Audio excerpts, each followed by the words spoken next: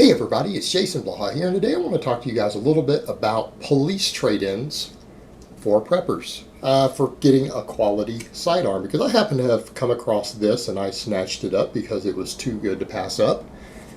Came across a Glock 22, and a lot of people don't think about, for preppers, of how you can end up with a fantastic weapons system by doing this. Now, a lot of people out there, myself included, don't think the 40 S&W is the greatest round in the world.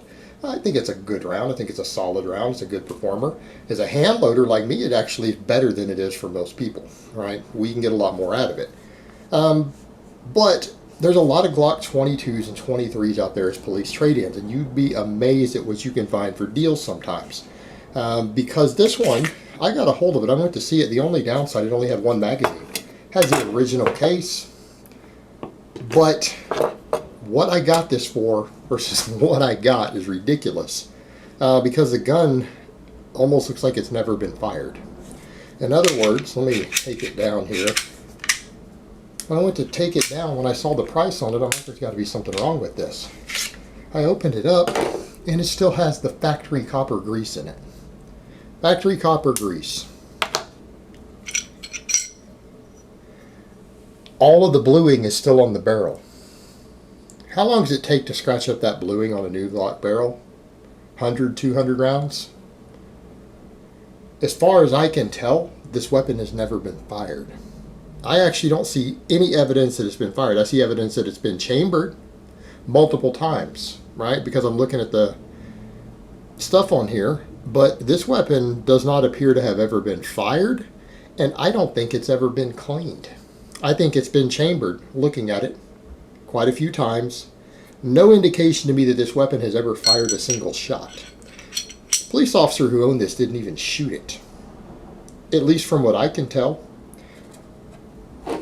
It has signs of having rounds chambered. Again, I can see where the brass is on it, where it's chambered rounds. It's rubbed a little bit of brass on some of the parts. It doesn't appear to have been fired. Has factory night sights on it. Doesn't have the cheap plastic sights. And people would say, well, why does all that matter? What if I don't like 40 S&W? What if I want 9mm? Well, because this is a 9mm.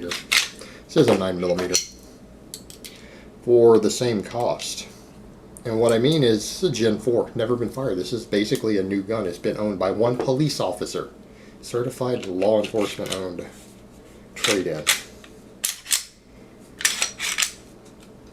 So I've already got factory night sights. These usually run about $80. Made by Glock. If you want to buy a pair to throw on, I got those for free. I paid for this gun. I paid $400 for this gun. $400. Now, if I wanted to shoot 9mm out of this, what do I need to do?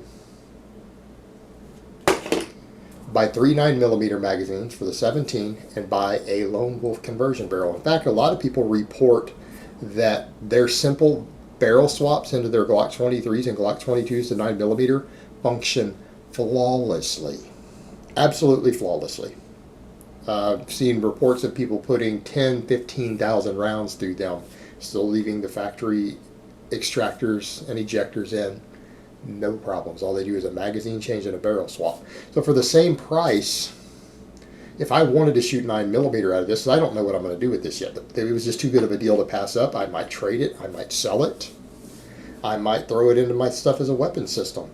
But if I wanted to go multi-caliber with this, I could do so. And essentially, the cost of me buying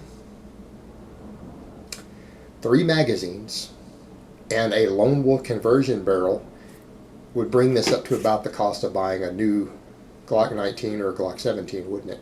Be the same price. But I got 3 night sights out of it, and the ability to shoot 2 different calibers. 3 if I wanted to buy a 357 SIG barrel.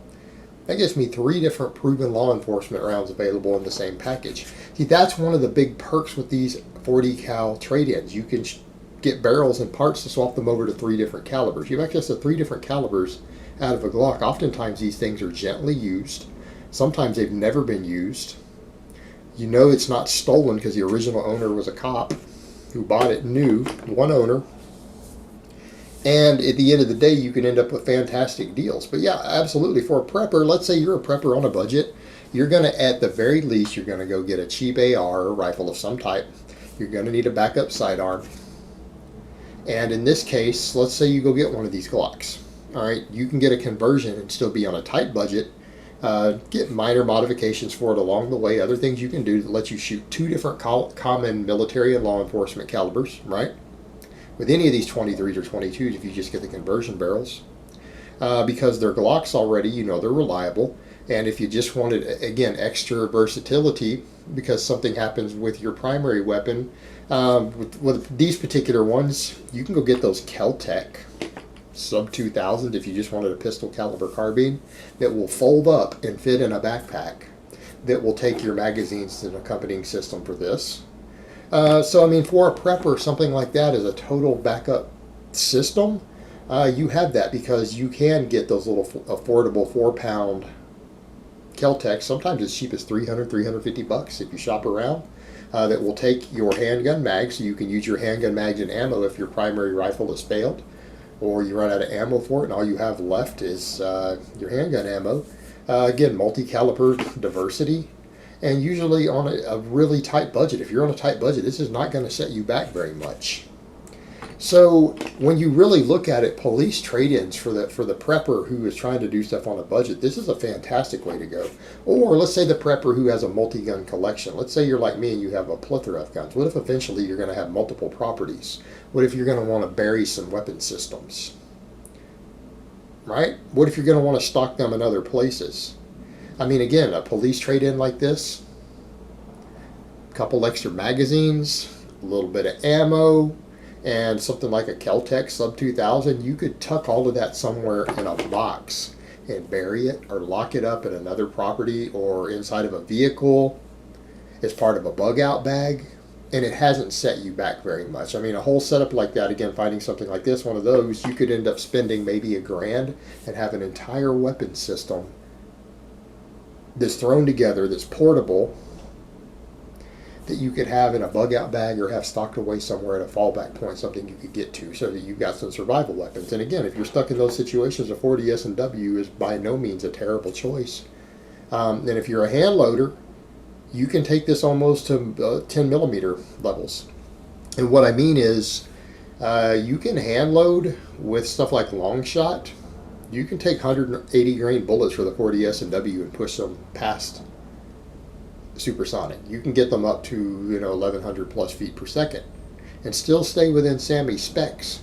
So again, if you need something as a wilderness survival gun and you don't want to be stuck with 9 millimeter, you want something more potent, you can set up a combo using something like this. I mean, it's a very, very part of a very viable system for you, and these are commonly available. Again, 22s and 23s for police buybacks and police trade-ins are everywhere because there's been so many of them out there, and so many police are going over to different things now. A lot of departments are going away from them. I'm pretty sure this was a HPD trade-in because they were issuing these at one time. The 22s and 23s of them, so this is probably HPD, if I had to guess, Houston Police Department, probably where it came from. I don't get to know who the original owner is. But again, it was a certified police trade-in. So the point of that is systems like this are available that a prepper could build off of, starting with something like this on a super tight budget. And even if it's not going to be your primary sidearm, which this you could do worse than this. You could absolutely do worse than a Glock 22, particularly a Glock 22 in which you have 2 barrels and sets of magazines. So you could run 9 mil if you had to, if that's all you can scavenge up or come across, or you want to shoot it a little cheaper. Yeah, you could do worse than this. And for the serious hand loader, again, budget backup firearm that you could hand load some super hot survival rounds for. And be part of a system that you have is a separate part of a bug out bag or a separate stash, and it's not going to break the bank. So again, just something for people to think about out there when they're looking for options. And no, you won't have a lot of options because you're going to be stuck with what's available for local police trade-ins. But, I mean, again, Gen 4 Glock 22, never been fired that I can tell. Basically new used. With night sights already on it for $400? You serious? again, budget prepper could do well with that, or someone again who's not as much on a budget but wants to have multiple sets of bug out bags and other things stashed around. Again, these are real good choices, guys. Real good choices. All right, guys, but that's really all I have to say on that today. I hope it's been informative, and I will talk to you guys next time.